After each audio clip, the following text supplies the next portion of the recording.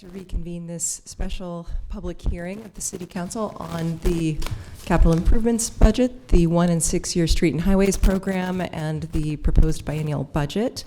A copy of the Open Meetings Act is posted in the back of the chambers.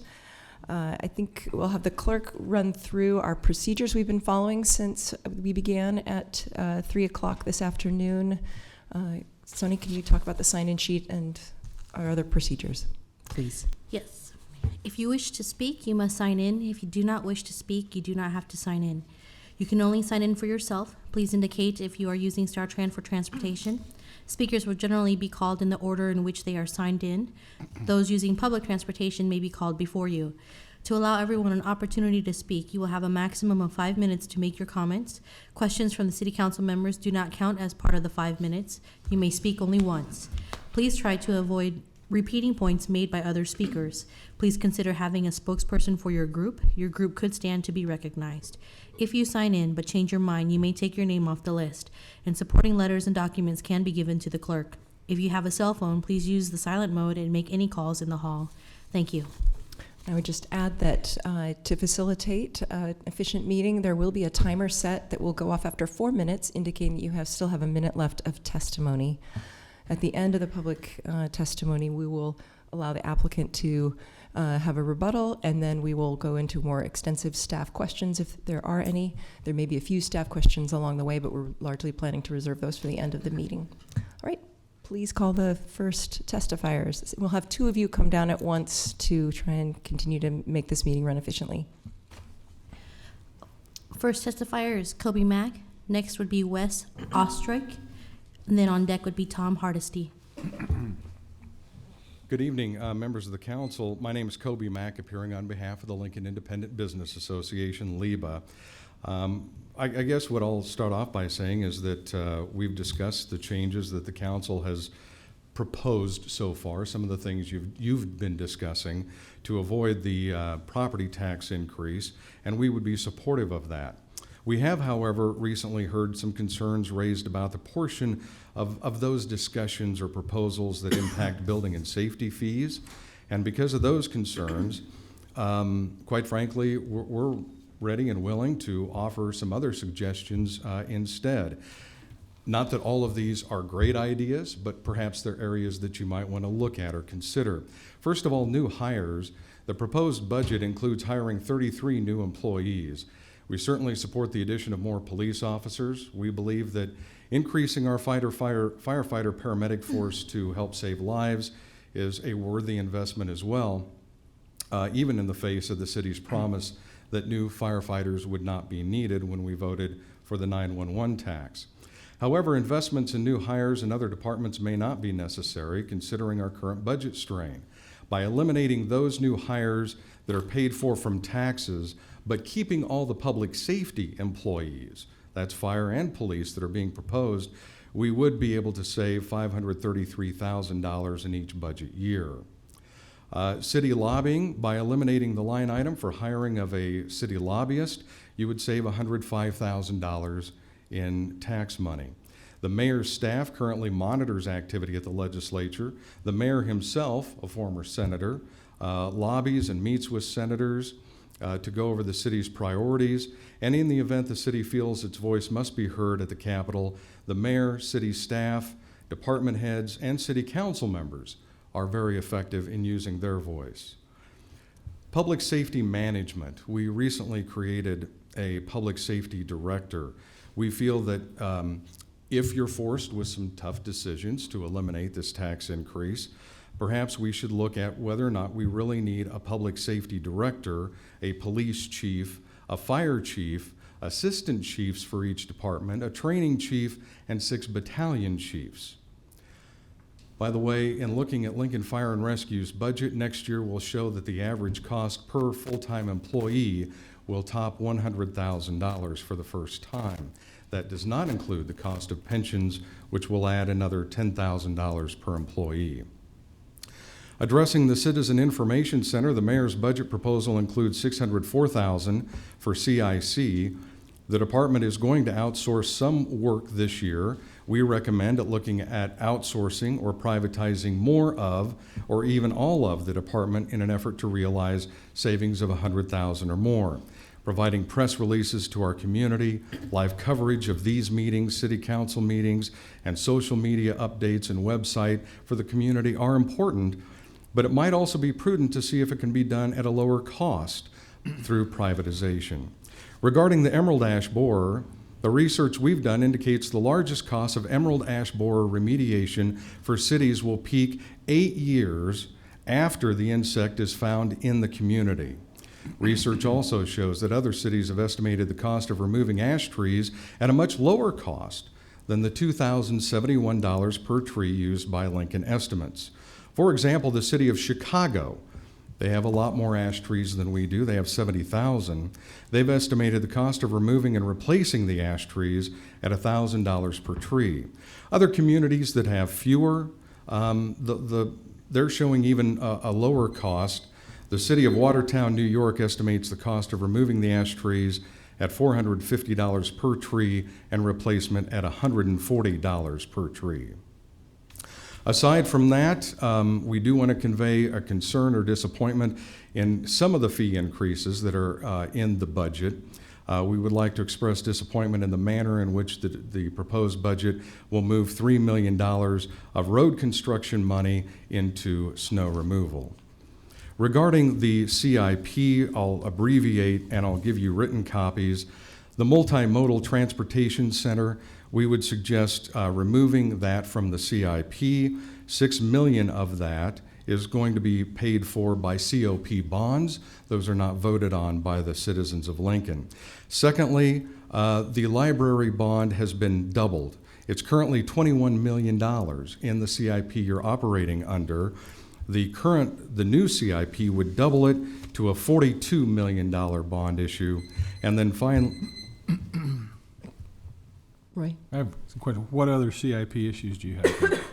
the final thing would be that $575,000 for the brine production facility. I guess what we are recommending is that until the 2-year study is complete, that construction of that would be held off. And also the savings are expected to be about $15,000 per year. And is that really enough in savings to justify an expenditure of almost $600,000? So that is what we have for you. Okay. Any additional questions? Wes, Thank do you. you have anything to say? Are you the pretty I'm boy? next. Oh, sorry. Long meeting. I thought but this was a Come tag up team. early. No, we're not tag team. Oh, okay. hang in there, John. It's a long meeting. You should Welcome. have been Took her a little low. Didn't mean to steal your thunder. Go ahead. Okay, thank you. Respected council members, my name is Wes Ostrich. My address is 6610 Plumwood Lane, 68516. I'm appearing today on behalf of the Lincoln members of the Associated General Contractors, the Nebraska Building Chapter.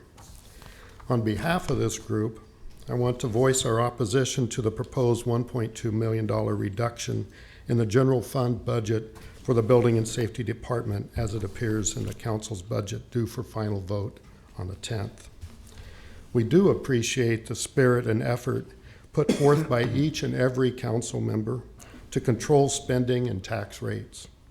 Specifically, we know that council members Feller, Camp, Christensen, and Lamb have invested much time in working on a compromise budget that we see today to avoid the level of increase, and we thank you for those efforts. We do appreciate all considerations to limit our city expenses.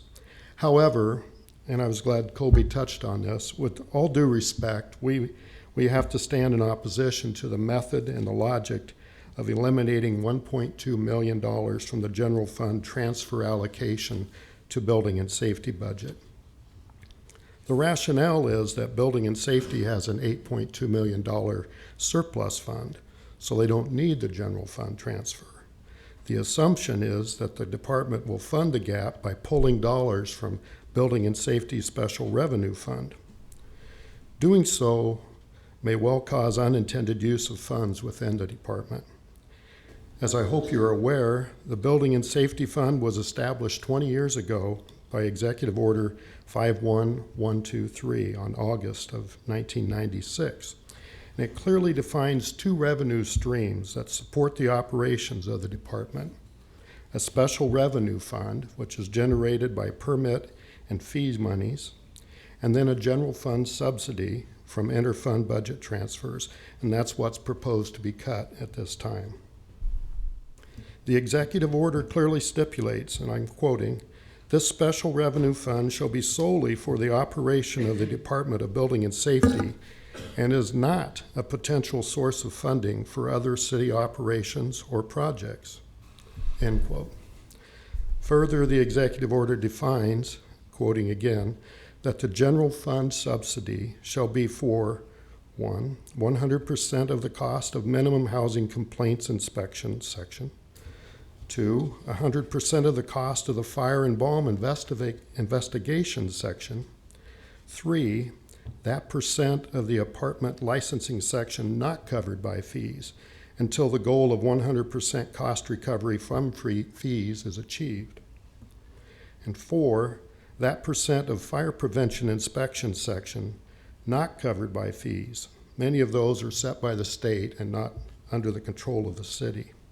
So by cutting the building and safety subsidy by $1.2 million, you are cutting all funding for minimum housing inspections and the fire and bomb investigations, plus other expenses for general public safety not covered by fee revenue. The current funding process has worked well for the past 2 decades. The department is largely self-funded, relying on the fees from those companies and individuals who use the services to cover the cost of those operations. Executive Order 51123 serves as the operating policy for the department. As stated in that order, the Special Revenue Fund of the department was never intended and cannot be used as a substitute to general fund support for programs that provide a general benefit to the public. Building and Safety is not authorized to use permit and fee revenue in the way that will be forced under this general fund budget cut. The Revenue and Building and Safety Revenue Fund was paid on behalf of current and future property owners for the intended use described in the operating policy. This does not include funding general benefits to the public, specifically in this case, those relating to fire prevention education, fire investigation, bomb squad, and housing code enforcement. The building and safety revenue balance at this time is not a surplus. The balance of $8.2 million represents approximately $3.5 million for future inspections and work in progress. Those are fees paid, but construction and inspections are not yet complete. And that's assuming each permit outstanding receives at least one more inspection. You go ahead and wrap up your Just testimony. about done. $2.3 million is a necessary surplus to cover 2 months of operating expenses for the department, and the balance is needed to cover the ebb and flow of the construction cycle in our city. The department cannot sustain funding for the several existing general public programs beyond 2016-18. This is very short-sighted and would be the wrong approach for the reasons presented. Let's be fair and keep the fees, permits paying for what they were intended, and use general fund dollars for what they are intended without mixing them together. Thank you for your consideration. Cindy? Thank you. Thanks for being here today. I just had a question for you about your figures, where you got your figures for the 2 months operating costs. Those figures were provided through a discussion we've had with Building and Safety Department. Okay. And so just to set the record straight, I wanted to let you know that the executive order calls for 2 months at a minimum, and even based on what's been budgeted between what actual costs were the last time they were computed and what's been budgeted, that would be actually require only $900,000 to $1.8 million. So I just want to put your mind at rest a little bit on that so that you knew that, okay? It still clearly is using funds that were specifically asked not to be put to use for general purposes. Thank you. Thank you. John? Yes, you said you're representing the Associated General Contractors. How many members in your organization? In our organization, we're a statewide organization, John, of the building chapter, the vertical construction work. So we've got at least 13 general contractors in the local area that are members of our group. Jane? Wes, during this unprecedented period of growth and development in our city, do you find our inspectors can keep up with the demand of the general contractors in our city and the metropolitan area itself with all the projects going on? Actually, Jane, no, there is a concern that we need more inspectors. Some of the increases in the past have been to provide funding to grow that would allow for more people to be added to the inspection services. Plus, like many departments, they're going through some retirements right now. So staff replacement is critical. And I feel they're understaffed sometimes on the field inspections.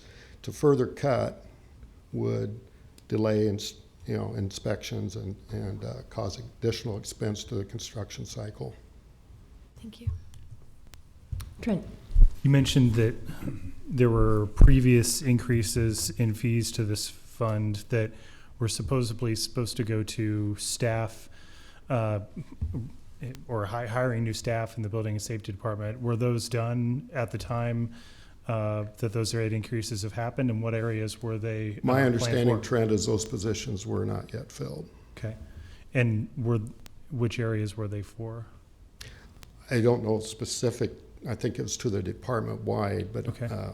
Personally, I know that there's a limited number of field inspectors in several of the departments. And you said too that you had there was a certain amount that we were behind on inspections for what? Those are for work in progress. Work in progress. Okay. Yeah. And what does that mean? Well, so when we go in for a building permit, we pay our fees up front, and then there's a series of inspections that happen throughout construction. Sure. Not just one.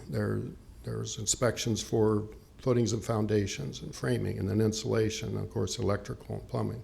So there are repeated visits to the site. And so that was a figure estimate put together from the department of still to be completed work that's out there, and just assuming one inspection per each of those permits, and that's a low. And how is that unusual? Is that unusual to have that many open inspections still out there to the level? No, it's just part of Okay. the flow of a construction project. Thank you. Roy? Could you tell me how many of your Association of General Contractor members are here with you this evening? Yes, there are quite a few of us in the room. Maybe you could all stand up. I'm a member of AGC. This is we have 3 organizations here to speak with you tonight, and rather than having 12 or 15 people, we had 3 from each, 1 from each organization. Jane? I have another question for you, Wes. When you submit your construction drawings and plans for review, I know the team works here at the city works very hard to have a quick turnaround time and get the drawings back to you with their comments and corrections. Have you noticed any delay, or has it taken longer for building and safety to turn around and approve or comment on your drawings? That's really quite relative to the quality of the plan that we bring in. Okay. I'm just being honest. And the complexity of the project. So many times we'll come in for a pre-meeting as the design is being finalized, and there is a provision within the department that we can get a limited permit that would allow us to begin foundation work before the full design of the building is completed. That costs extra, when we pay for that sometimes to help expedite the project.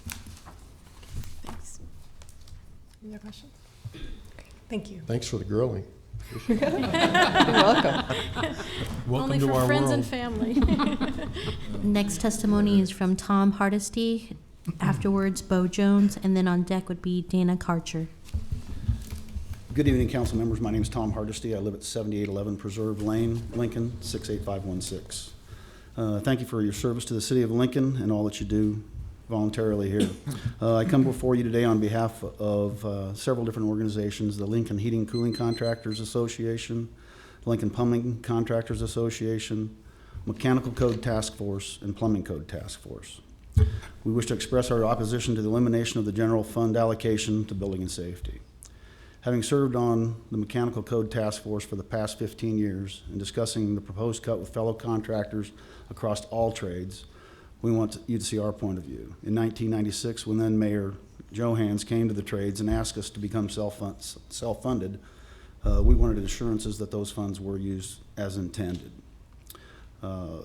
As a member of the Mechanical Code Task Force, I can tell you that after the past 3 code cycles, we have approved fee increases to add additional staff. So far, those have not happened. Plumbing has done it twice, and those have not happened. So we're not seeing the additional inspectors that we have budgeted for. We've also evaluated the cost of the permits and just the cost of doing business. What does it cost to get an inspector on site to do the job? What's the car cost? What's the laptop cost? What are those? And then on top of that, to add the additional staff. So we've done our due diligence. We look at it as the city's not holding up their end of the bargain when we see the staff levels at the present levels. There are just not enough people out there. In fact, in the Mechanical Code Division, we have a backlog of inspections dating back to 2014. And some inspections may go back even further. Now, may not be on a new construction project, but it may be in your house, replacing a furnace, a water heater, an air conditioner. And if you'd like to take the call from the citizen that says, why am I getting a letter from Building and Safety saying I need to allow an inspector into my house to look at my furnace or my air conditioner or my water heater? That's a tough one to explain. All permits have been paid. They've paid their bills. We put our permits in on time. We've asked for the inspection. Again, there's more pressing issues apparently than inspectors are available. We need to use those excess funds as they're being called for additional inspectors, not general item needs. The fees being collected today, which have helped to build this dollar amount to a current level, comes at a high point in the construction of our city, and at some point we'll see a downturn on those fees collected will decrease. If you put the burden on the fee-generating divisions of building and safety to cover the cost of non-revenue-based divisions, that dollar amount will quickly go away and we'll have to raise fees just to maintain our current level of service. These fees are paid by the contractors and their customers across all trades, and we see it as unfair to supplement the non-revenue generating divisions with our dollars. Those funds have been generated by us to cover the cost of inspections and to hire the staff that can not only keep up with our current permit situation, but also help in clearing up backlog old inspections. Thank you for your time. Thank you. John? Thank you, Mr. Hardesty. A question for you. You mentioned Mayor Johans' 1995 executive order that set this up. And I just don't remember back beyond that, but prior to that time, was it General funds. And so at that point, then the building Yes. industry came forward and self-funded. Yes. That's great. Thank you. Thank you very much, Mr. Hardesty. Welcome. Good evening, council members. Bo Jones here on behalf of the Home Builders Association of Lincoln and the 575 independent small businesses that we represent. Here to speak specifically on the proposed budget cut of the general funds allotted to the Building and Safety Department and our opposition to that. Those general funds are currently used to pay for activities related to fire prevention and education, fire investigation, the bomb squad, and housing code enforcement. We're not here to argue the importance of these activities. Our concern is who gets to pay for it ultimately. Building and Safety Fund appears to be high currently, and as we are approaching record numbers of permits. Building is strong right now, and that's a testament to everybody's efforts. I would caution that while the fund looks high right now, the Building and Safety Department has a lot of work to do. They've taken a deposit on work yet to be done. Those permits will remain open for years, as Tom and Wes described, and the department needs to bring on additional staff currently to keep up with that pace. We feel the services provided by Fire and Safety, Fire Prevention and Housing Preservation section equally benefit all residents of Lincoln, therefore should be paid equally by all residents of Lincoln. And any reduction in the general funds to the Building and Safety for these services will only lead to the need for increased permit fees sooner and or at a higher rate to fund them. Any increase in permit fees will have a negative effect on the building industry. As members of the building community, affordable housing is one of our primary concerns. We feel we pay more than our fair share. We pay property taxes on vacant lots that we hold, sales tax on our materials, payroll tax on employees, income tax, fuel tax, permit fees, and impact fees. In addition to what we pay, our completed projects increase the property tax base, which supports the general fund. We feel that it's not fair for the cost of these public services to be passed on to the building community. That's all I have for tonight. Thank you all. John? Yes, Mr. Jones, would you identify some of the people with HBAL that are here, home builders? that Now, you're would our groups please representing? stand up?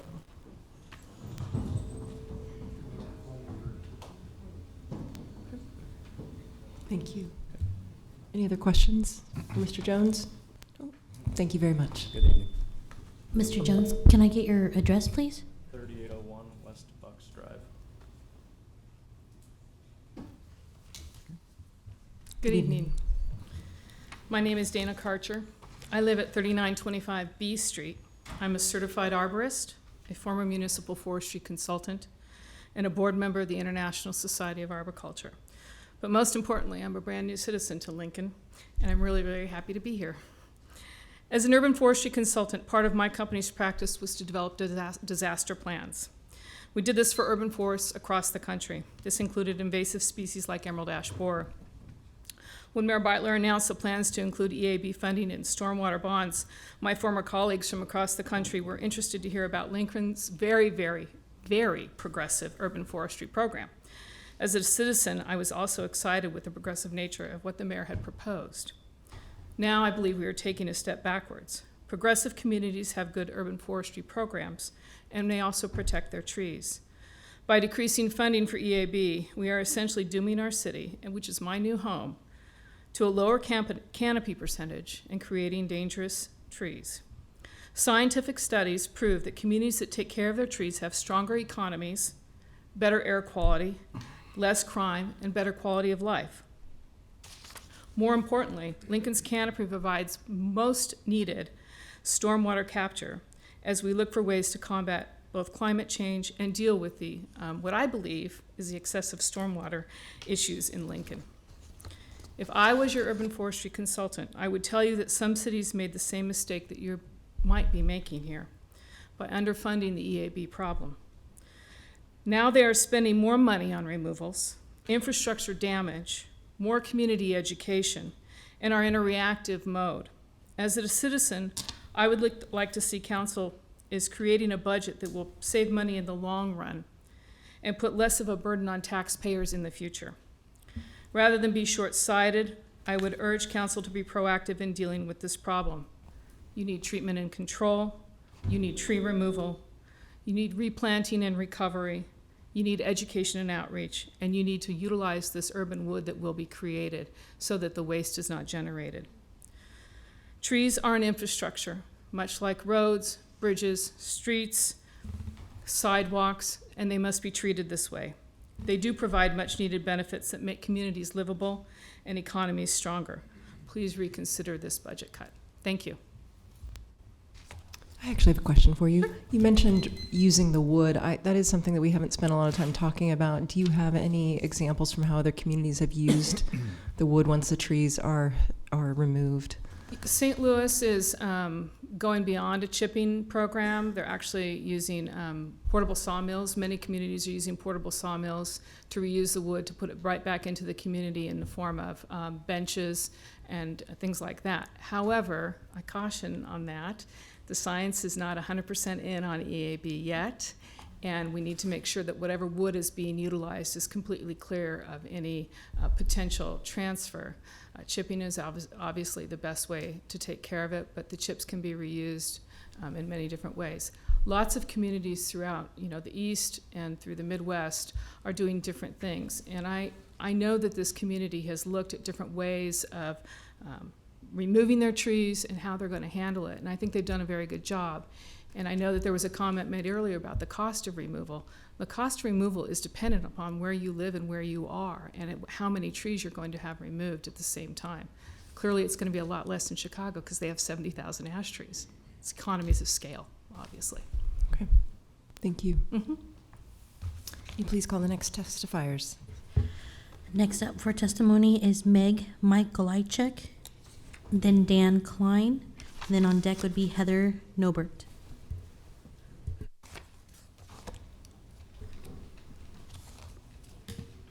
Good evening. I'm Meg Mikolajczyk, 4035 Holdridge Street.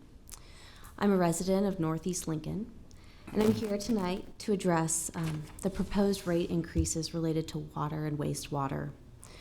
I love Northeast Lincoln, and I love my neighborhood, and I want to keep living there, and I want my neighbors to keep living there too. I have grave concerns about how a decision by the council not to raise water rates by 5%, as the Public Works Department has recommended, will negatively impact my part of town. Northeast Lincoln, as all of you probably know, has some of the oldest and in most need of repair infrastructure in the city. The Department of Public Works is telling the council what Northeast Lincoln residents have known for quite some time. Our infrastructure is old and it needs help. The water mains and wastewater mains are corroded, malfunctioning, and the city must take some intentional actions to address those problems for Northeast Lincoln. These issues are not small and they're not a one-time deal. Water mains are supposed to last 100 years, but we've had some bad batches of iron, and we're lucky, frankly, in Northeast Lincoln that most of our pipes have lasted as long as they have. They must be replaced, and there cannot be a delay by the city in moving forward on proactive and preventative measures now. We need to increase the miles of pipes we can replace annually up to 7 miles per year to keep Lincoln on pace. What I'm most interested in is the wastewater pipes. They're corroded, and when they are, stormwater is able to infiltrate the system and push sewage up into people's homes, as I'm sure you've all heard a lot about. Northeast Lincoln has dealt with this issue twice since October 2014. Many of us experienced water or worse in our basements or in our living spaces, and it caused us thousands of dollars of damage. These issues were called extraordinary weather events, and that's usually exceptional heavy rainfall, but I don't think they're so exceptional. I think with global warming, we're going to continue to see exceptional weather events like this more often and probably more extreme. The city must take seriously the destruction of the October and then the following May rainfalls. Many families, particularly those near the Dead Man's Run area, had sewage backups that left them scrambling to replace all of their personal items, clean their living spaces, and mitigate mold. Some chose to move rather than incur all of the additional expenses, and many of them on fixed incomes couldn't do the repairs as needed. I'm not alone in my stance to ask you that you raise the rates 5%, not 3%. It would save families a little bit of money if the rates were only raised 3%. For example, my family would save probably about $7 a year under the proposal. But in the interim, the city would be shirking their duty to maintain and replace the aged, corroded pipes we all know are out there and exist. And instead, the city would be shifting thousands of dollars of cost and potential liability onto my family and other Northeast Lincoln families.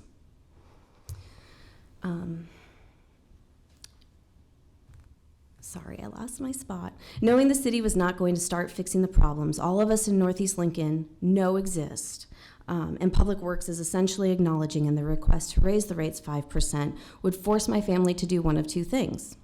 We would either have to purchase and pay for the installation of a backflow prevention device, which ultimately just shifts the sewage back up down the street to our neighbor, the neighbor who couldn't afford that device or just hadn't gotten it put in yet.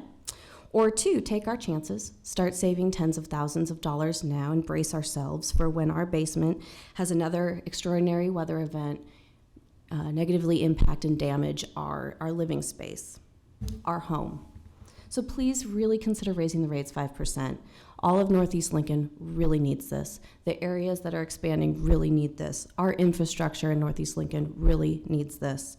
I'm willing to give the city $7 more a year if you will do this for us. I think it's important for replacing the water mains in a regular fashion, ensuring our CRIP projects are adequately able to address the future capacity issues. I want us to avoid liability as a city because as a taxpayer, I don't want to have to pay for those tort claims.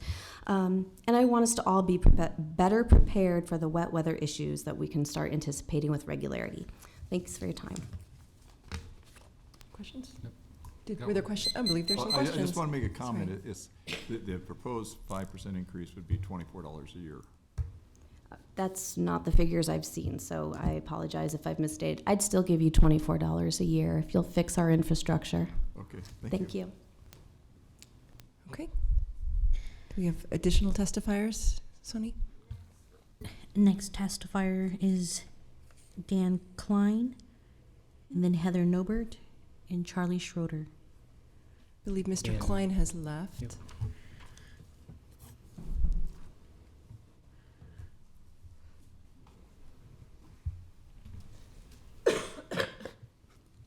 Hi, good evening.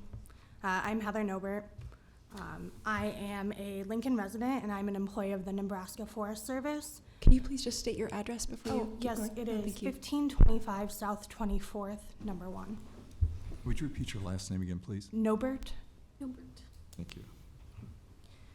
I work at the Nebraska Forest Service as the Forest Products Marketing Coordinator, so I can actually answer your earlier question about urban wood utilization. But I'm here tonight as a private citizen to speak in opposition to the proposed $425,000 reduction to the EAB funding. Prior to living in Nebraska, I lived in both West Virginia and Michigan, 2 states that have experienced the damages the emerald ash borer has caused. I've seen firsthand the devastation the insect can cause to the urban forest. One of the first things I noticed when I moved to Lincoln was the beautiful tree-lined streets and dense urban tree canopy. In fact, Lincoln has over 12,000 ash trees located on its streets alone, not including private citizens, homes, properties, and parks. Proximity to natural areas, including treed landscapes, is proven to increase property values and to improve mental and physical health among the population.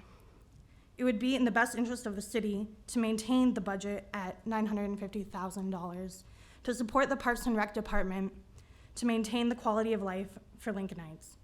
It's important to improve upon the lessons learned by communities like those in Morgantown, West Virginia, and Detroit, Michigan. Investing in tree removal now, tree removal and replacement now will save money and ensure that Lincoln retains a feature that makes it a truly unique community, and that's its thriving urban forest. Thank you. Thank you. Carl? Yes, thanks for being here. I want to pick your brain about your experience because, you know, we hear things, but none of us at least have lived through what it's like. Mm-hmm. So can you just talk about when ash trees start dying? How does that happen? What does it look like on the streets and in people's yards and homes? Sure. So what happens at first is that the ash trees become very brittle, and the trees will start losing limbs up in the canopy, and that can, of course, cause damage to both people and property. And that's the insect infects the top of the tree first, and so it's hard to identify. It's not always at your eye level, at the trunk, on the bole of the tree. So that will start happening, and the trees start to die back, and it really causes an eyesore. And a lot of streets are entirely lined with ash trees, both sides of the street, and so because of the way the insect infestation occurs, it's likely to hit all of those trees at the same time, and death of the tree starts occurring, I would say, within 6 to 8 years after the insect makes its way into the tree, and so all of those trees will start to die at the same time, causing an urgent need for the tree removal. And on those tree-lined streets, they become quite barren, and that's when we see property values start to decline and that sort of thing. Thank you. John? Yeah, following up with my colleague's question, we've heard different year periods or time of initial infestation to when you have a dead tree or what have you. Could you describe the timeline in a little bit more detail, please? Yes. So it's most commonly believed that the insect is located in the tree in an infested tree, somewhere between 1 and 3 years prior to it being discovered. So that's lag time, that we are not aware that the insect is in the tree. And so with emerald ash borer being discovered 14 miles from Lincoln, it's very likely that it is already in the city of Lincoln. And what we know, whether it's 6 years or 8 years that the trees start dying, is that 80% of the ash trees will die off within 10 years of its discovery. Yep. Okay, thank you so much. Next, Go ahead. next testifier is Charlie Schroeder.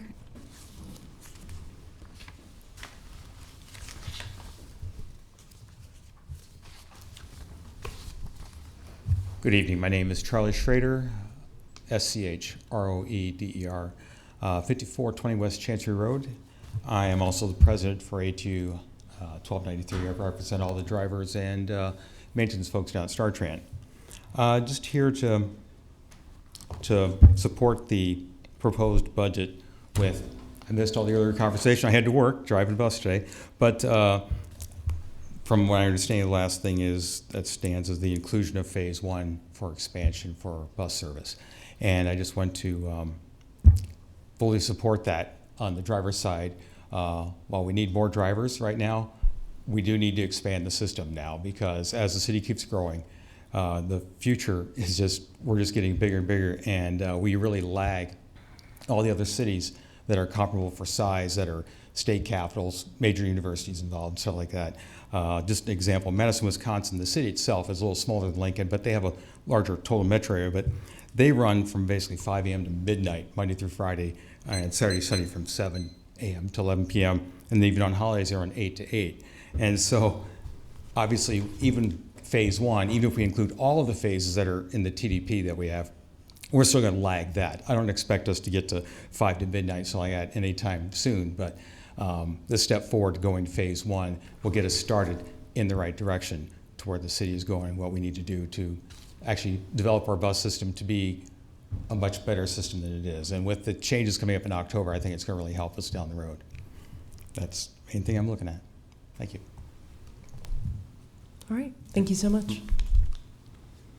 Are there any more testifiers? Do we have any more on our list, Tony? I don't have any more on the list, but I will call just one individual that had left early in case he's back, Jim Welch. Okay. If anyone else would like to testify this evening, please come forward now, or we'll move into a applicant rebuttal. Okay. Would the city like to have its rebuttal? Chad Blaha, Building and Safety Department. Just wanted to make one clarification in regard to comments earlier about hiring inspectors in the department. I can't speak to any decisions that were made before I started, but since I started in 2014, we hired an additional plumbing inspector in 2014. 2015, we hired an additional building inspector, and just earlier this year, we got approved electrical inspector. Have not advertised for that position yet, but plan to. And then we also were in the process of adding a mechanical inspector. However, it was the hiring folks' decision not to do that at this time, just to kind of delay it to see how the budget process played out. So the mechanical inspector was ready to be hired as far as the department was concerned. Okay, Trent, and then John. Thanks for your work in the last couple of weeks. I know I haven't made things very easy on you. One of the comments that was brought up was that there was a 2-year backup in mechanical inspections. You run the department. Is there a need for another mechanical inspector? Is that something that we should look at putting in place in this biennium, or I'd just like to get your thoughts on that, given it was brought up. It has been, mechanical has been one of the longer sections since the previous inspector addition. I think that it's probably is, it's not an exact science. Sure. You got the ebbs and flows. That's probably why there was some reluctance before me to hire, because you got to be able to sustain the employment, or try to try to keep people around in the low times and high times. But I think right now, based on our performance and those backlogs are increasing, they're not shrinking, and that's a real good indicator of the need for inspectors. And so in regards to mechanical, yeah, we had already done the analysis and made the decision that a mechanical inspector was warranted. Okay. Is that what you asked? I'm sorry. Did you ask about Do we mechanical? need another one? Like in addition to? Yeah. Not in addition to the one that we had already started the process to hire. Sure. Okay. So right now, we currently have 3 inspectors plus the chief. Okay. We are wanting to go to 4 inspectors plus the chief. Okay. John? Yes, I thank you too, because I know you've had a lot of extracurricular meetings, not extracurricular, extra meeting, meetings with the organizations and all. My question is, where the Building Safety Fund is user fee supported, and you mentioned just a couple of minutes ago that you held off on the mechanical engineering or mechanical inspector till budget time, but what would even affect that where you're a standalone fund? The process, and I might get the terminology wrong, but we file a fiscal impact form to show that we can support that position. And then once that's filled out properly, the request for that additional FTE goes to the Hire Review Board. Is that what it's called? And it got to that point, and then at the Hire and Review Board, they decided that it should be delayed short term until after. Rick Hoppy, Mayor's Office. I'm actually one of the 3 people on the Hiring Review Committee, myself, Doug McDaniel, the Human Resources Director, and Steve Hubka, the Finance Director. When we were discussing the mechanical inspector, what came about was there had been many conversations about what was going to happen with the Building Safety Fund. Not being sure where this was going to end up, we thought it would be prudent just to wait at least about a month until the budget process was finished before we went ahead and hired the inspector, not knowing how much money was going to be removed from the fund. We certainly will return and approve that as soon as this is settled. I'm confused. How long ago did you request the mechanical inspector? It was not terribly long ago. Couple of months, 3 months maybe. Okay, so 3 months ago, and this issue of the building safety has just been the last 2 weeks. I'm kind of confused why you would delay that. Well, it's a process. He makes the request. It gets to us on a calendar that sometimes takes several weeks between the times that people are available to actually meet and discuss it. So it took the full time it took, and by that point, we were already in discussions about Building and Safety Fund. It's been longer than 2 weeks we've been having these discussions, John. And to clarify, that's when we started the process to request the new position. I'm still confused, but I'll have to talk later. I like Cindy. the purple shirts, by the way. Cindy? Was that a question? No. I have one. So is the mechanical inspector, is it in this budget proposal at all as an FTE? Thank you. It had not, I believe the way the process is, it was not approved at the Hiring Review Committee, so it did not. Okay, thank you. Yep. Well, Carl? what happens then? You said you want that. How can you get one now? It would just come up on the next Hire Review Board agenda, or we would, if we need to re-request the position using the fiscal impact form, we would do that. I'm just confused why it even is part of, I mean, it comes out of the Building Safety Fund, so what's that have to do with the budget? Well, I just went back to the other room and confirmed that that position is indeed in the budget. It's an additional position. Okay. Just hasn't been hired yet.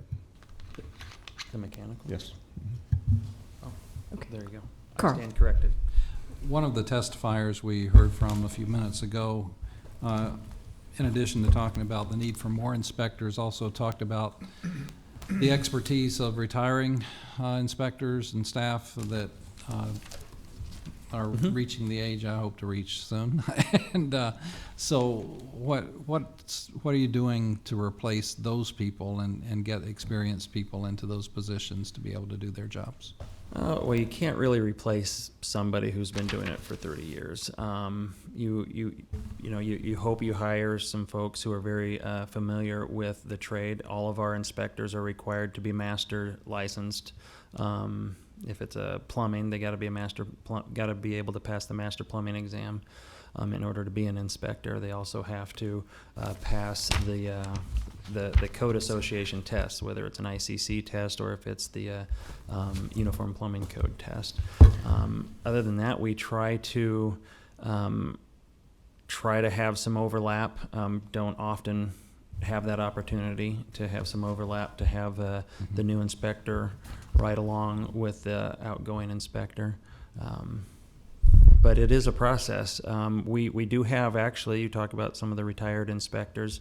Some of them are willing, not many of them, but some of them are willing to come back on a as-needed basis to help out with new inspectors, and also in terms of high workload. And we take full advantage of those folks who are willing to do that. And that's probably what has allowed us to stay afloat workload-wise for as long as we have. Further questions for Chad? Okay. Is the city done with rebuttal? Okay. Then do we have any staff questions? I believe the directors are available in the next room from most of the departments, if not all the departments. Trent? I wanted to talk to Steve about the revenue bonds on and water, wastewater rates, fixed fee versus rates for user fees. Yeah, we paid attention to that question when you asked that during the prior testimony, and we went and took a look online at Moody's and Standard & Poor's criteria they use for ratings, and there is very clearly in there, for Moody's especially, that service charge type of revenue that is dependable is more desirable than something based on usage, which can vary quite a bit. We've had those conversations in the ratings that we've done for water and wastewater bonds over the last 5 years as well, but I couldn't remember the specific thing they had asked me, but I know that it came up before. I think you hit it, but and then to build on that, are we planning to do any revenue bonds with the rate increases that we're looking at here? Because from the testifiers before and looking through the CIP, there's a lot of different projects that are in there. Maybe there's some something to putting out a revenue bond to get more of those projects done in a quicker time. Yes, I believe in both the case of water and wastewater, there are bond issues in the 6-year CIP. And in order to be able to issue those bonds and those amounts, you need to have a rate base that'll cover the debt service on that. Okay, thank you. Other questions for staff? Jane? I was hoping Donna would come back up.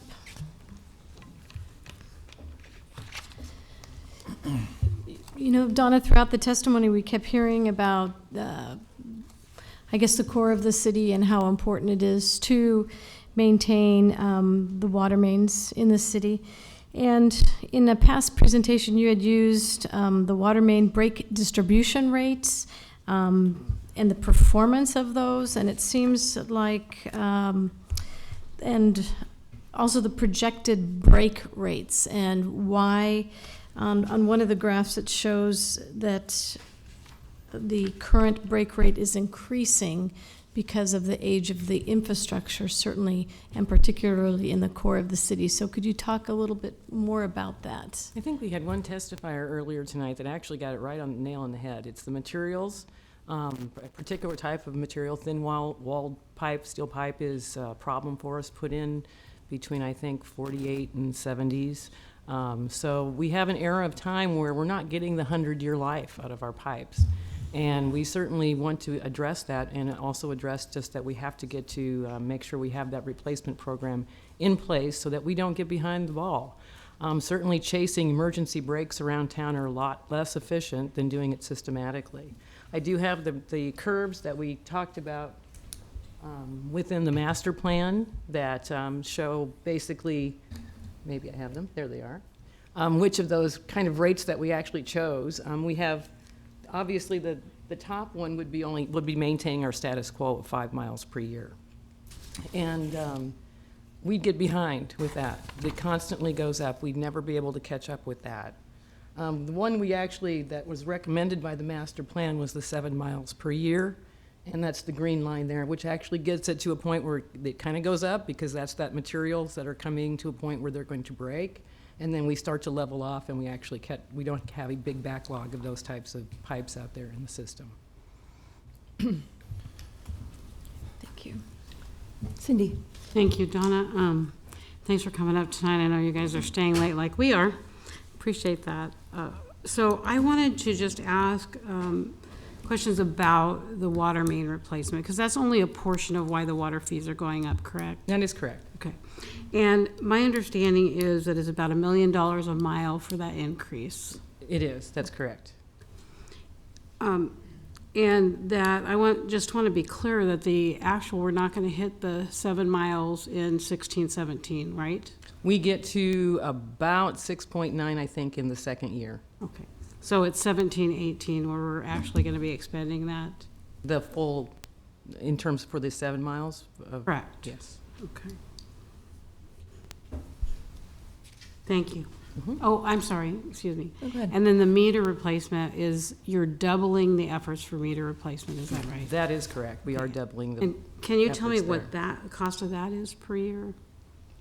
I don't know if I have the total cost of that per year with me really handy. It is, I'd have to look back in the CIP, because both of the meter replacement programs are part of the CIP. They're listed separately. Okay. Wastewater pays for half and water pays for half. Personnel costs, though, are in the water department's budget. Okay, but the personnel for the water main replacement, that's actually contracted out? For the actual construction of the projects, it is contracted out. For the operation of the system, turning the valves, disinfecting the pipes, other types of things, tapping in customers, that's done by our personnel. The actual construction of the trench or whatever the pipe lays in, the bedding, putting the big pipe in the ground for the mains is done by contractors. And I'm sorry, so turning the valves and sanitizing the pipes, is that what you said? Mhm. Okay, thank you. And so the contractors don't do that? Contractors do not do that because they need a water operations, they have to be certified as a water operator. And most contractors don't have those types of qualified individuals to do that. And are those the types of things that are being done when they replace the water mains? Yes.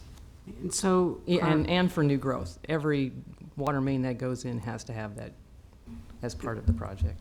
And so what do our guys do while they're not, I'm guessing they're not having to turn valves and sanitize the whole when time? projects finish, taps have to be made back in for main replacement. So every house, every business that taps into that main, our personnel do that actual tap into that larger pipe. While they're not doing those types of activities, turning valves, sanitizing, tapping those mains, they are doing all the other maintenance items that are within the system. They work together as a group. There's a total right now of 17 individuals in that group. We will expand that to 19. And they also handle all the main breaks that occur. They do the valve exercising, and they do hydrant flushing and making sure our hydrants are all functioning within the city. Thank you. Mm-hmm. John. Now, just talking through water main replacement, of course, individual homeowners or businesses tap into that. Mhm. And as I recall, other than maybe putting the tap on when you have a new main, the service itself is the responsibility of the property owner. That is correct. And so as we're looking at some of these aging water mains that you're replacing, is there a general percentage you could give of how many homeowners, property owners are having to replace their service at the same time?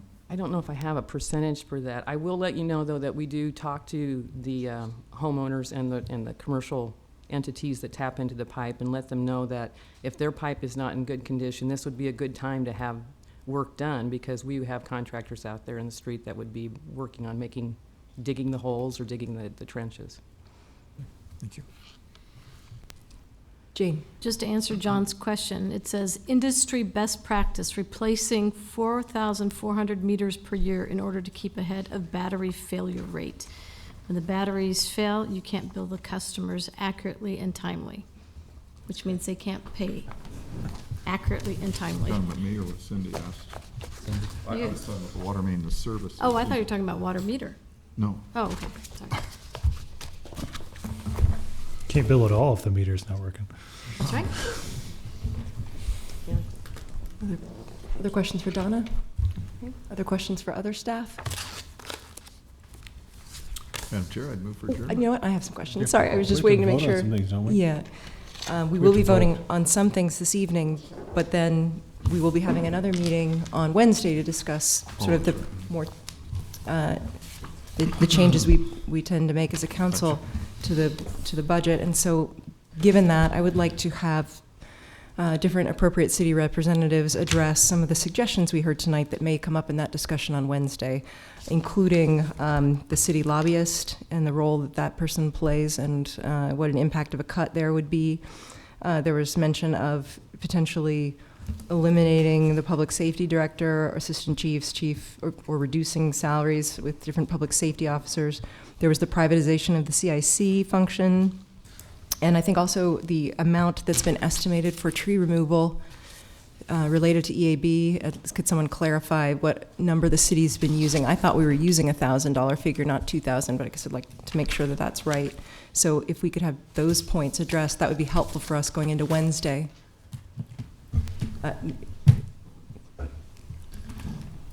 think she just called on Director Cassidy to defend himself. I'll try to help. Okay, well, to start with the public safety director, I think it's one important thing to note is that we have an unusually low number of assistant chiefs in both the police and fire departments, I believe one each. Why don't you come up and talk about that part, and then I'll say nice things about you. Actually, I did want to make that point to you, that it's pretty typical of departments of this size to have at least 2, and more likely 3 assistant chiefs, and also an entirely new level of rank in between the assistant chief and the first line managers. So both of these departments are very, very low on management, executive management level personnel. You can go to most departments of this size, and there'll be, as I said, about 2 or 3 assistant chiefs. Pretty typical to have another level like lieutenant that we don't have at the Lincoln Police Department, or lieutenant at the fire department. They're just very lean management structures. And you know, when I was initially appointed police chief back in 1994, the department had 2 assistant chiefs. I cut that back to 1. The fire department had 3 assistant chiefs, and I also cut that back to 1. So I'm part of the same management team, but to imply that we've got a lot of people in executive management in Lincoln Fire and Rescue and Lincoln Police just is not reality. You don't have to take my word for it. You can look at the organizational chart of other departments online and see that with your own 2 eyes. John? Well, I guess I'd like you to address the compensation escalation we've witnessed in the last 2 or 3 years and what's proposed in this biennium, because we're looking, yours going up to well, you got 163,000 last year. I don't know what it'll be this year, and it's proposed in the budget to go to 173,000. We've got a couple, you know, the new fire chief is 140, and that's growing up to over 150. The police chief is what, I can't remember, is that 155 or? No, I think I started Jeff at 135 and Mike in the mid 140s.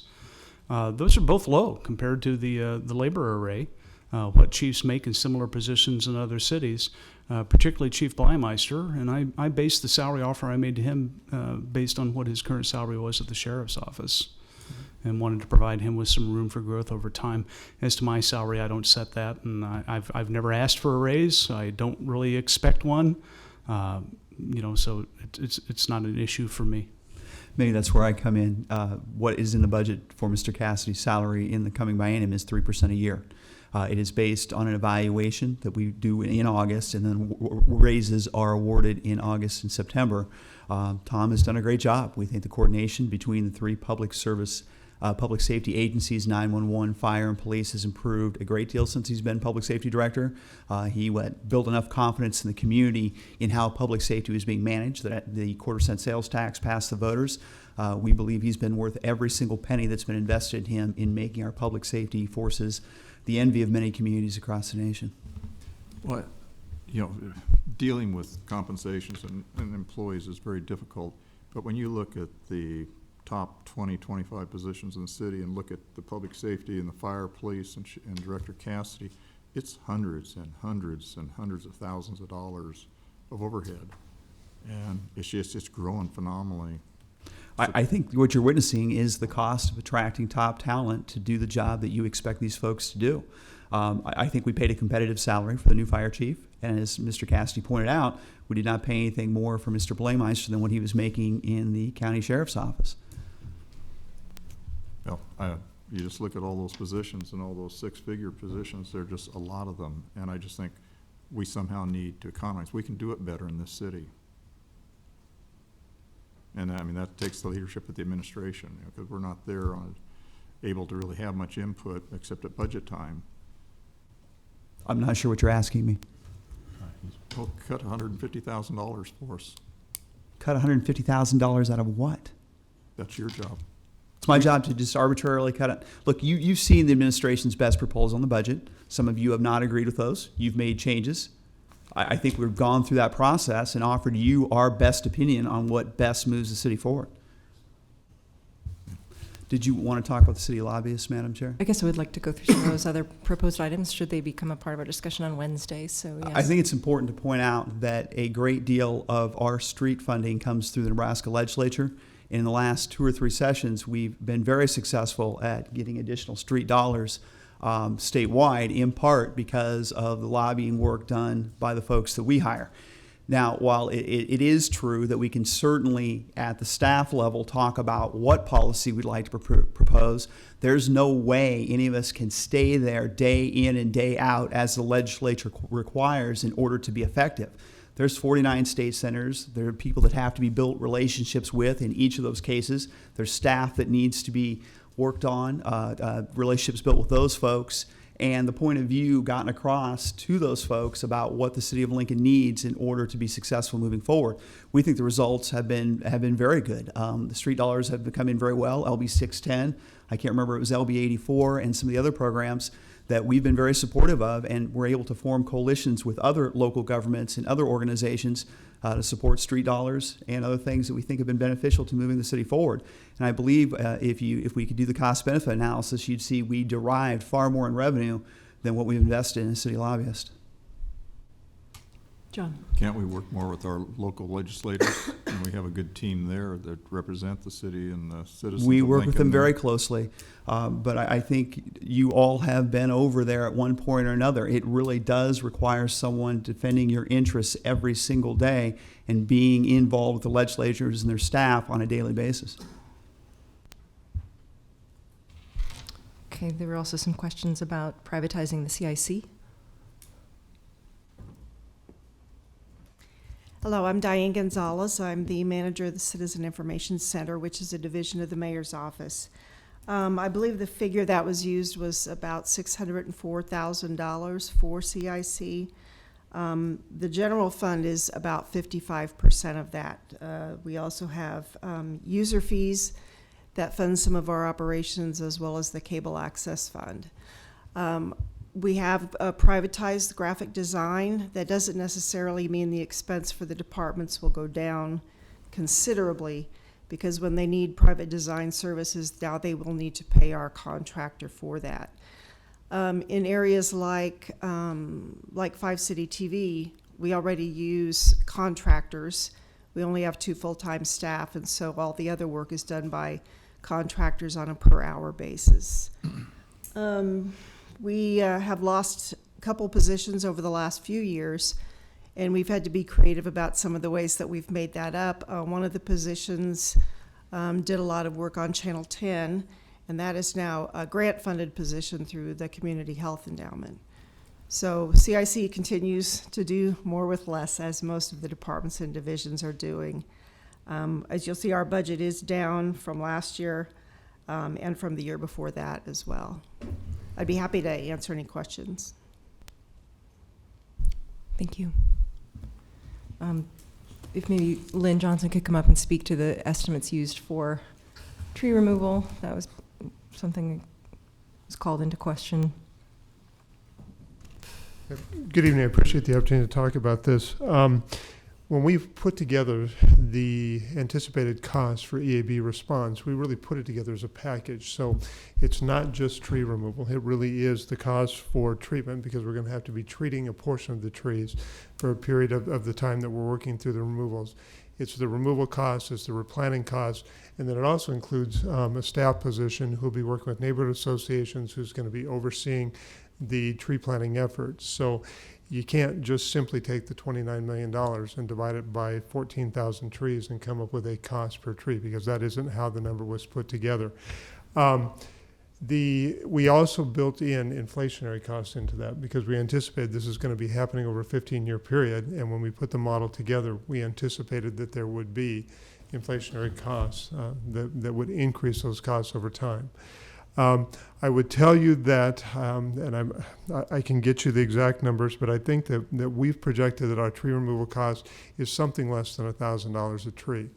When we worked with, or when we've been working with the Nebraska Forest Service, I think the number that they're using statewide is about $1,400 a tree, and right now we're within that range, or certainly under it. So, like I say, this is not as simple as just taking that $29 million number and dividing it by 14,000 trees. It's an entire program that we're funding, and that, as I said, inflationary costs are built into that. And I'd be happy to answer any questions. John. I would have a question.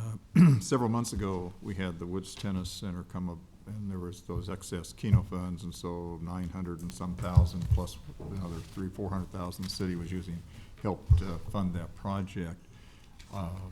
And I know, I think Mr. Hupka has stepped up a little bit the anticipated Keno revenues, and those typically, the park share, go for repair and maintenance. They do. Can some of those be diverted to help on the Emerald Ash Borer? If we did, it would be taking funding away from other repair and replacement projects. I think, as the city council knows, we had projected a total cost over the 10-year period of, and I'm doing this from memory, of about $2.7 million a year that we would need. At the funding level that is being proposed with this budget, the deficit, or the gap, is really about $800,000. So if we directed Keno funds, is primarily what it would be, to Emerald Ash Borer response, we're taking funds away from other repair and replacement projects. So essentially, we're increasing that gap. One of the things that I was very excited about with this budget is that we're starting to get that gap down. We're starting to get caught up a little bit on our some of our repair and replacement work. If you've been out and you've seen the condition of parking lots and roadways in our parks right now, they're kind of like streets. They're right on the edge of coming apart. They're very broken up, and we're getting moisture down in, and they're starting to just come apart. This is funding that really is, this level of funding is going to let us start to do something about the condition of our parking lots and driveways. So could we redirect funds towards Emerald Ash Borer? The answer is yes, but it'll be at a cost of something else in the system, to be perfectly honest.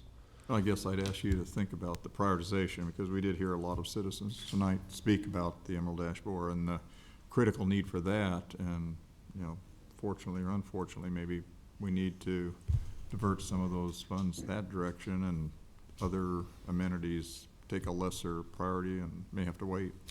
We've had some discussion about this. Emerald Ash Borer is a brand new challenge that's coming to the community.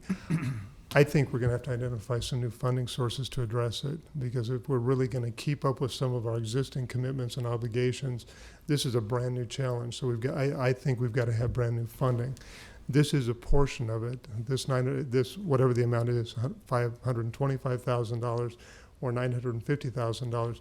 It's a start, but we're not there yet. We've got to continue to have community conversation about where are we going to come up with the rest of that money. So. Thank you. Thank you. Okay. John. I would like Mickey Esposito to come up for a minute, please. And while you're coming, well, I'll let you introduce yourself again. Mickey Esposito, Director of Public Works and Utilities. The CIP for a moment, in there, the Capital Improvement Program. One of the items you had, and we had a meeting the other day with the county, and you were talking about the $61 million, I think, in street construction. You had some charts, but out of that, there was a 9% amount, or I think it was $3.9 million that was going to the Green Light project. Am I roughly close? Or maybe Mr. Schaefer can come up and. Yeah, I might need to ask Thomas to come up to. Those numbers to sort of stick in my answer mind. questions about green light. Do you want me to grab this? I'll let you introduce yourself first. I'm Thomas Schaefer, Design and Construction Section Manager. If you have that, we'll look at it. I was thinking this year in the CIP, there was like, you're looking at 3.9 million. I believe the overall project, you had told us at a pre-council several months ago, was like 34 million. Am I thinking about right? We have 2 million dedicated to the system software improvements that are citywide. Does that sound familiar? That's one The portion of it. 3.9 million this year, and didn't the Right. overall green light go to 34 million? Aha, I know exactly what he means now. Okay. Okay. The 9%. That kind of looks similar. Right, so we use this in our testimony about LB 84 and 610. Okay. That's the number you're looking at? Yes. Okay. So my question, a couple of questions on the green light. Again, that's to upgrade our traffic system and computerize and so forth. Important project, but street construction is so important, and we're talking about taking street construction funds to do snow removal. What if we put the brakes on the green light, use that money to cover street construction, so we don't have to take snow removal out of just overall general fund, or use that for something else to get bricks and mortar in the streets as opposed to the traffic lights? Well, this is also taking care of what we've got there. As you may recall, Lonnie said we have 30% of our signal system intersections that have some sort of faulty detection, which is part of that frustration you're hearing from folks when they say, we're driving up and we're not getting the green light, nobody's coming on the side street, we're idling cars. So just like we've been talking about with streets, with water mains, with wastewater, taking care of what we've got, this is part of doing that. So this is putting to get to work the private sector. This is putting in better communications and better things to move traffic around.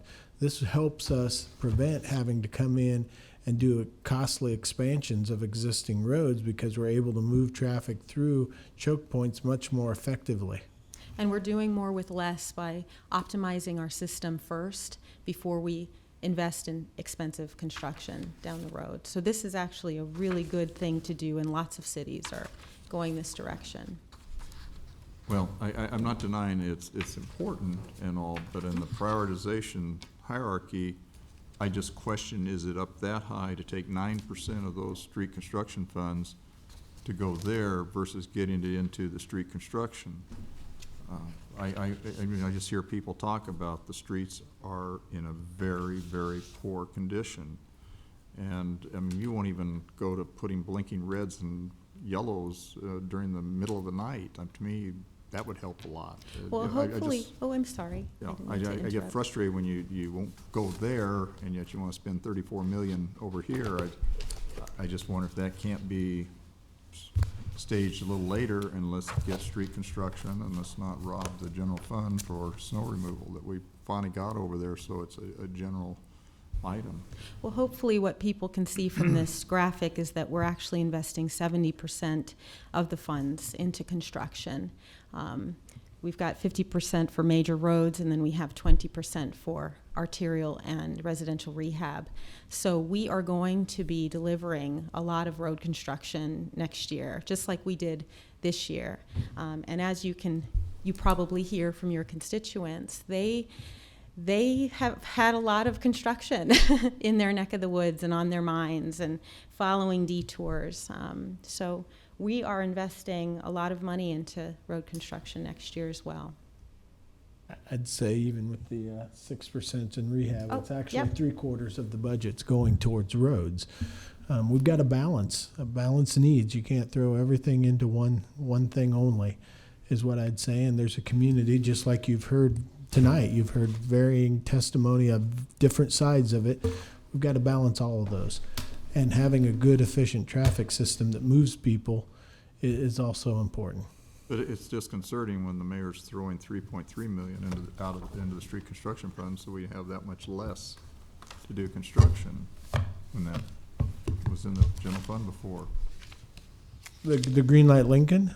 No, the snow removal, shifting that from the general fund, and that's about 3.3 million a year. 1.8 plus 100,000 proposed by the council for 1.9 That's total. right.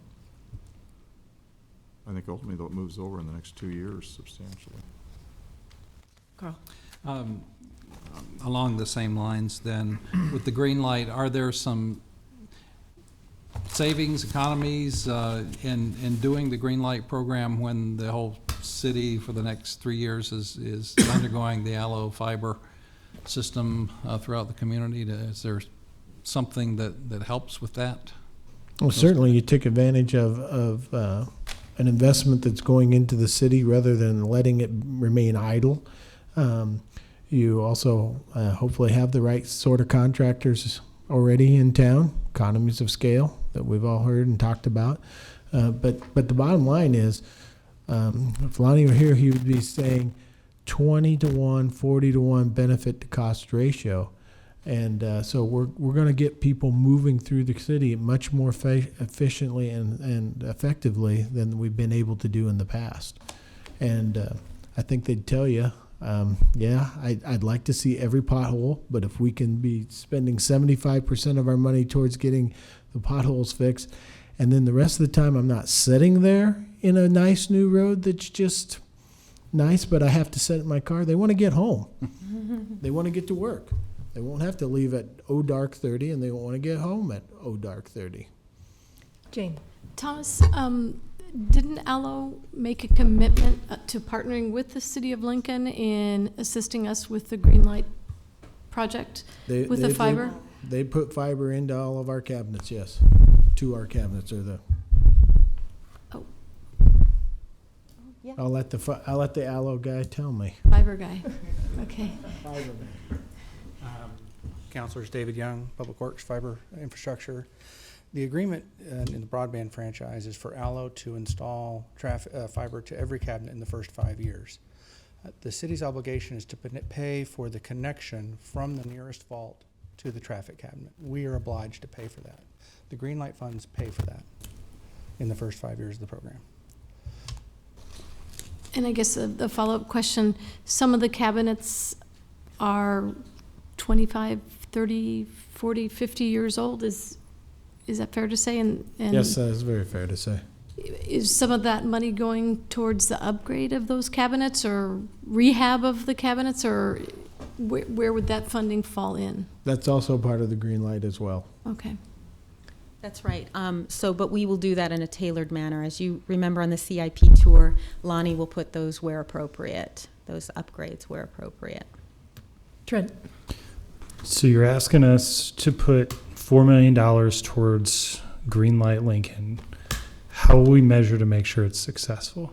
I mean, what's our benchmark? What are we measuring towards from today to 5 years from now when we're supposed to have every stoplight wired up? How are we measuring that? Travel times within the community would be one of those. Okay. And what else? Your crash rates. Okay. I mean, the capacity and safety, those are the 2 biggest things. So lower crash rates and better commutes through the town. Okay, thank you. I think also one. Probably less complaints that you'll hear from people saying, I pulled up and nobody turned the light green for me and it was 2 a.m. Well, hopefully I'm not going to be receiving those complaints still. Whoa. But 2 a.m. you can go to the flashing lights for us. That's all you need to do, Thomas. One of the telltale signs. Crash rates. Omaha's doing that. Major cities are doing that. Please do that. That would make me feel more disposed toward your Green Light project, but you resist and have resisted for years on that. Omaha's actually starting to go away from that now. Well, I've seen it around the country, and you've been fighting me for it, so. Trent, to answer your question, we actually completed a strategic plan last year, and we'll be developing benchmarks. In addition to just not having to actually have the ability to defer lane expansion, so that will be one of the benchmarks that we measure as well. And then I had one other question for David, and I know he kind of went to the back of the room, Yeah. but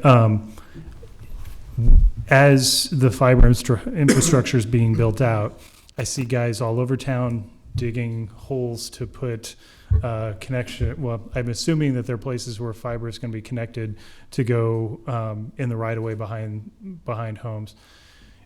Are they engineering that so that those boxes are near our traffic lights? Are they placing them near there so that connection's easier and it might be able to keep some of the cost away from us? Because if they're locating those boxes too far away, that might up our cost on being able to connect our stoplights. The short answer is yes. The Public Works Department reviews every permit that comes in specifically. On the backbone routes are all on arterial streets. And we are specifically looking at where those fiber connections are being constructed.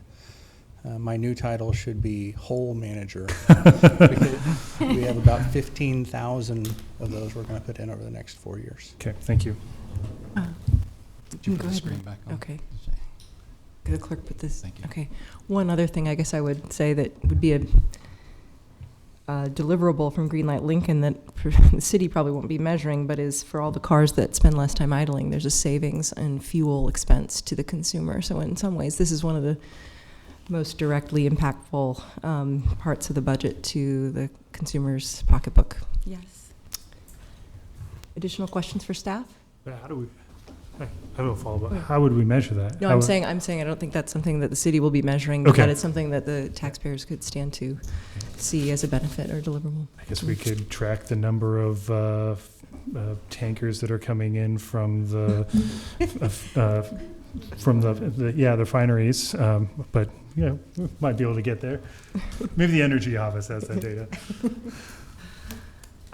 We did get some more information about different CIP potential expenses that ought to be modified. I don't know if you care to speak to any of those. We've talked about the brine facility repeatedly. I don't know if you want to respond to those comments that were made earlier this evening. The library bond amount was also brought up.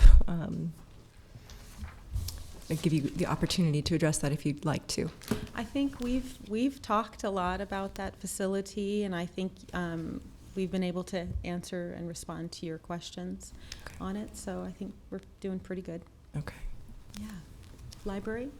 Pat, would you like a chance to respond to suggestions about the library bond?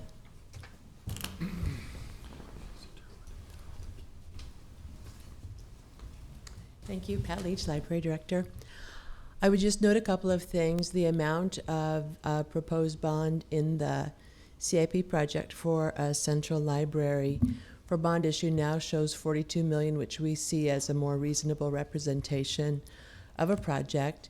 I would mention that we've been having quite a few conversations with potential partners, neighbors, people who might be interested in some kind of mixed-use project, which we think would be an exciting thing to happen downtown. So as we look at the timing of a central library project, we're interested in making sure that we would be a good partner on a project in the sense of being able to work through a potential bond issue, which of course goes through the city council, and that we could be a good neighbor or partner for someone who might be interested in a mixed-use project. But I would note that the amount for the total project is a current amount, and that we believe that the amounts shown in the project are accurate as far as what we've learned in terms of going out to raise private funds to support a central library, and then also the work that we will do to inform the public prior to a bond issue being placed on the ballot. Thank you. Any questions? Okay, thank you. Right. If there's no further questions for staff, I think we would then proceed into the voting session. Sony, can you take us through that, please?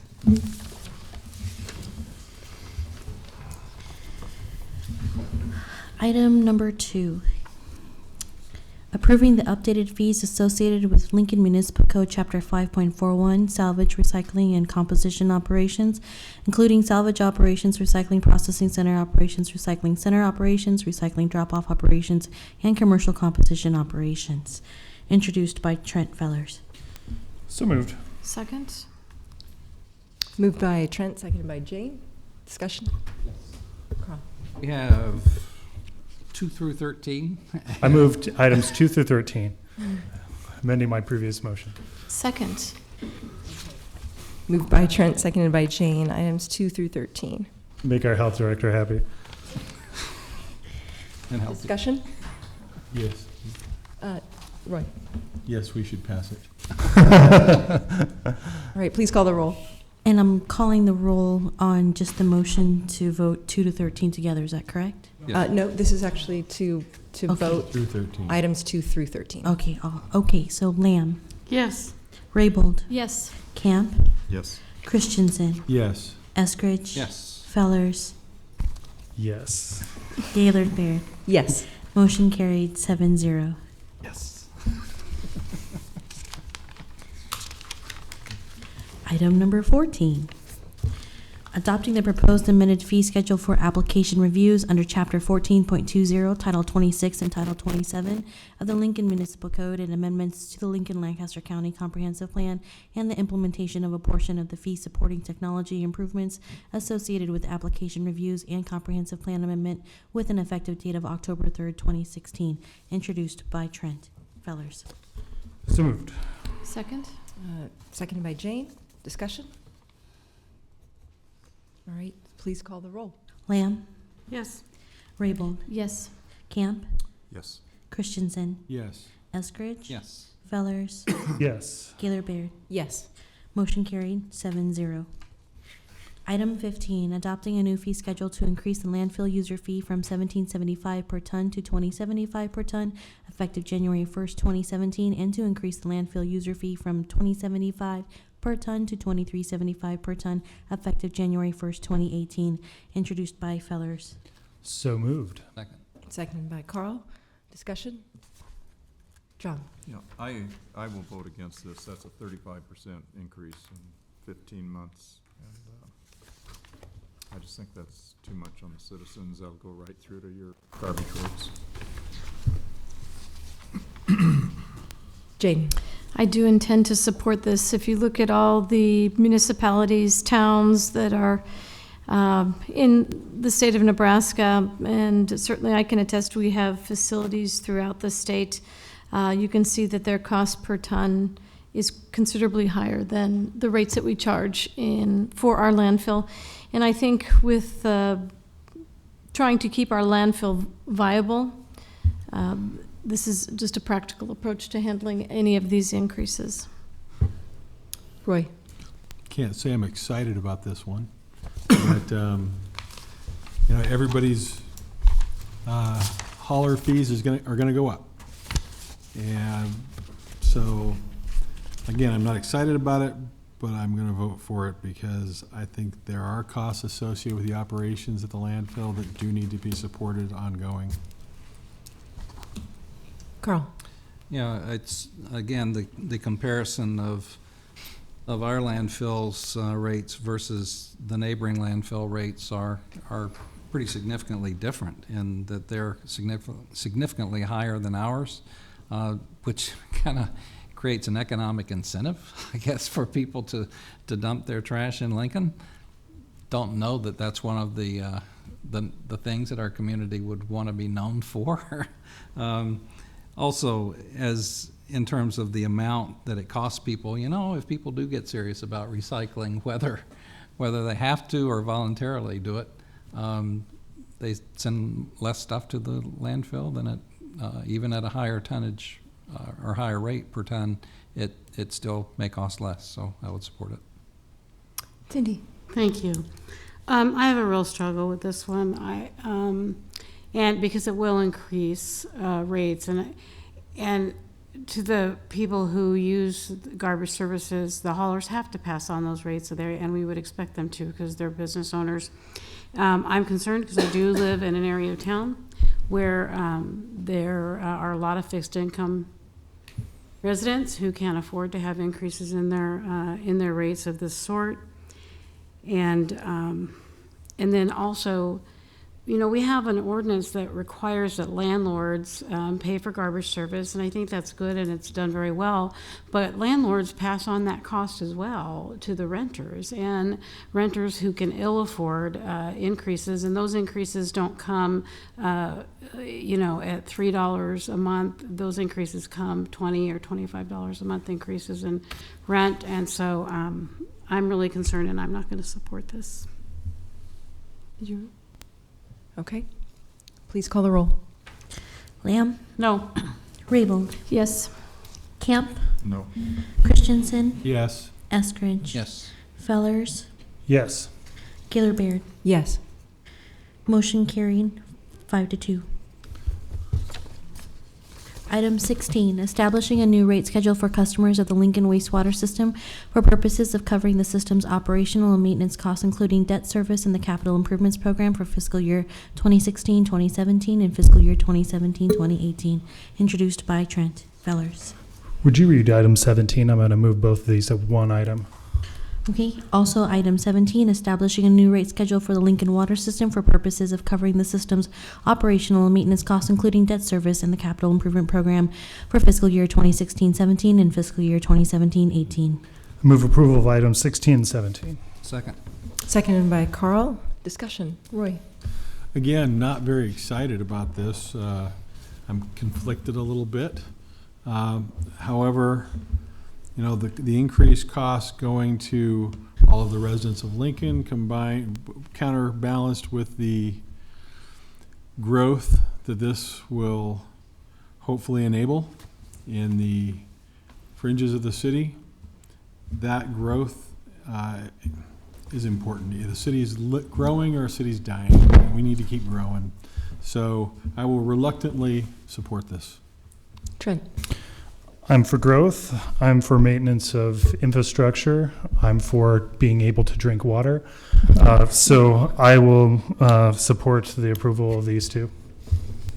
Carl. Then Jane. Yeah, this, David Letterman retired a year ago, but this is in the top 10 list of important things in our community, both wastewater and the many other water issues that we have. I mean, the last few years we've struggled virtually with each one of these items.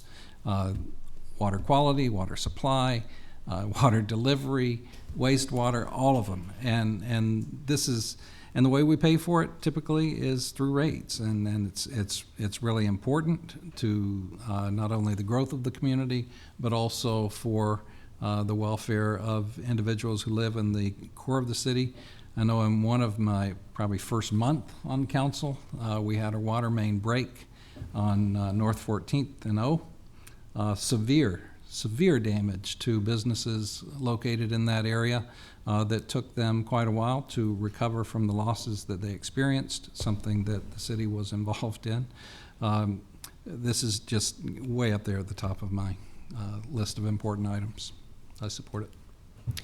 I agree with everything Carl said. I think this is one of our major commitments to our neighborhoods and the importance of keeping the core of our city vital, healthy, and maintained. And the infrastructure needs in the core of the city are increasing because the age of the system of that core is increasing.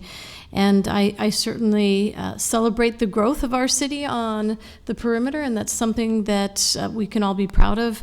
But I think the growth is nothing if we don't maintain the vitality and vibrancy of our neighborhoods. And so I certainly will support this, and it's an investment in our infrastructure and an investment in our city's growth. Cindy. This also is a real struggle for me. I hate the compounded effect of 5% this year, 5% next year. At the same time, I called on the Public Works to increase the water main replacement from 5 or 5.5 to 7 per year because I live in an area of town where that infrastructure is so very important. I recognize that that's a portion of this, and it's not going to start till 17, 18, but I know that it's extremely important to those in Northeast Lincoln, and for that reason, I'm going to support this. John. Well, as you can tell from my questions and my desire to maybe lower this to a 3% overall increase, and also looking at the actual service fees going up 20 to 25% a year, I have concerns. And you know, one of the testifiers today mentioned something about Haymarket and tax increment financing. And one of the interesting things is back in 1982, when I started Haymarket, the buildings I first developed, in fact, all my buildings were subject to tax increment financing. But that money didn't go to me.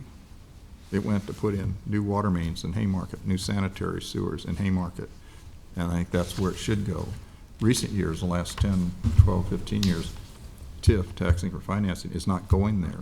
And that's where it should go, instead of spending it on expensive bike lanes and $1,000, $1 million alleys in Haymarket and so forth. So I think the concern that really boils down to prioritization and how we expend the funds we have. And I'm disappointed that we're not more careful in the allocation of those funds to the true priorities. And I'll be the first to agree. We got to have water for civilization. It comes in. We got to have a way to get it out. So the purpose and everything is there. I'm just disappointed that we're not allocating our resources, our revenues in a way like that, and using, for example, tax increment financing, especially in the downtown area and in TIF districts, which are typically older districts, to achieve those things instead of putting fancy bricks on buildings. And so I've lived that for 34 years and seen it, and it's a trend that really concerns me in how we approach projects. In principle, I agree with this. I think that internally there's some ways that we don't need to throw the absence or the not expanding and replacing water mains as much. I think internally funds can be kept there even with a 3 or maybe a 4% increase.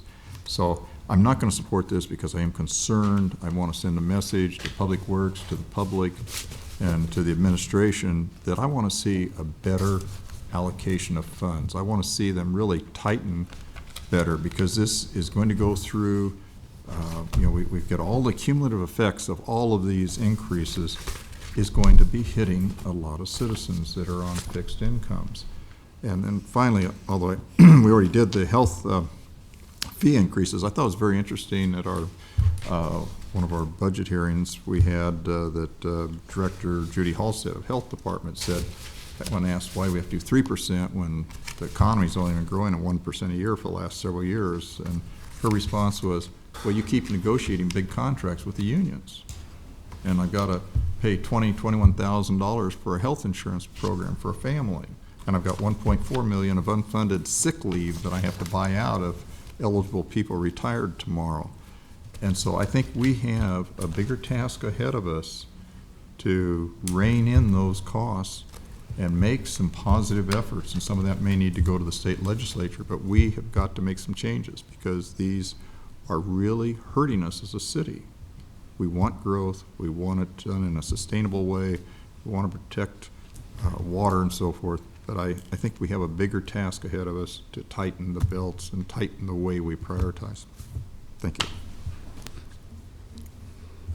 I'm going to support these items for a number of reasons. We've seen the devastating effects of failures related to our wastewater program, and we've paid those costs. So making sure that we make vital improvements to the wastewater system is a matter of community health and also fiscal responsibility. And it also, again, helps us try to keep a managed pace of repair for important infrastructure. With regard to water, we know that by the year 2040, we're going to have to go out and find another water source for this community. This is about making sure that we start to plan for those longer-term costs on the horizon now. When we went to voters with the Public Safety Ballot Initiative, we heard from them that, why didn't you start planning for these costs for the emergency radio system earlier and setting aside dollars? Well, that's what this water system plan of stair-step rate increases does. It not only addresses short-term needs of the community, more immediate needs of the community related to water, it also starts to plan for the day when we have to go to get another water source. It also helps prepare us to build another well in between that time and now. So really, these are about making sure that we not only provide basic infrastructure today, tomorrow, and well into the future. It's also really a way that we protect the investments we've already made. All of the investments we've seen downtown and the West Haymarket and at the fringes of our city, all of that growth and development, the millions of dollars that have been spent will come to nothing if we can't have water for our community in the future. It's sufficient to support the growth. So if we want to protect the investments we've already made, we need to continue to invest in our water and wastewater systems. All right, please call the roll. Lamb, Yes. Raybold, Yes. Camp, No. Christensen, Yes. Eskridge, Yes. Fellers, Yes. Gaylor Baird. Yes. Motion carried, 6-1. I move adjournment. Second. Right? Please call the roll on adjournment. Lamb, Yes. Raybold, Yes. Camp, Yes. Christensen, Yes. Eskridge, Yes. Fellers, Yes. Gaylor Baird. Yes. Motion carried, 7-0. We are adjourned.